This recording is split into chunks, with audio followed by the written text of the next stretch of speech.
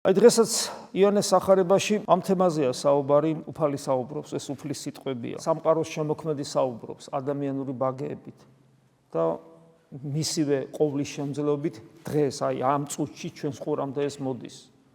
ამინა ამინ, ანუ ჭეშმარიტად ორჯერ რატო იმეორებს? ბეჭედივით არის რა, ჭეშმარიტად და კიდე ჭეშმარიტად. ბეჭდავს უმტკიცესად, რომ შეუვალია მის სიტყვები, არანაირი ეჭვი არ გქონდეს. აბსოლუტური ჭეშმარიტებაა. ამინ გეტყვით თქვენ რამე თუ რომელმას სიტყვანი ჩემნი ისმინეს.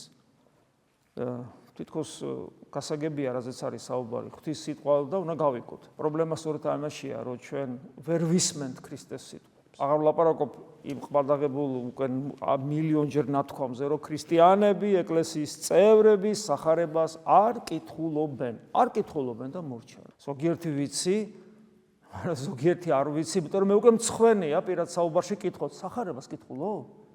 სირცხვილია ამის კითხვაც კი უკვე. ამიტომ ვინც არ კითხულობს, მას არ ესმის. იმიტომ რომ თუნდაც 1000 ჯერ წაკითხული გქონდეს დღეს თუ არ კითხულობ, უკვე არ გესმის. 1000 წელი რომ მიერთებული იყოს, ნატურა ანათებს, მაგრამ როგორც კი მოატრიალებ აღარ ანათებს. ქრება.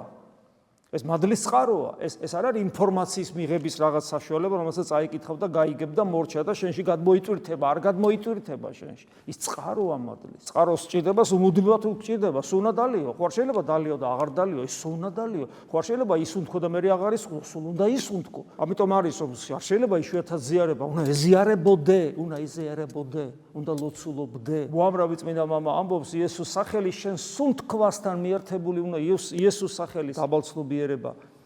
ხო, აი ეს ყველაფერი შენ სუნთქვასთან მიერთებული უნდა იყოს, ესე უნდა ცოცხლობდე.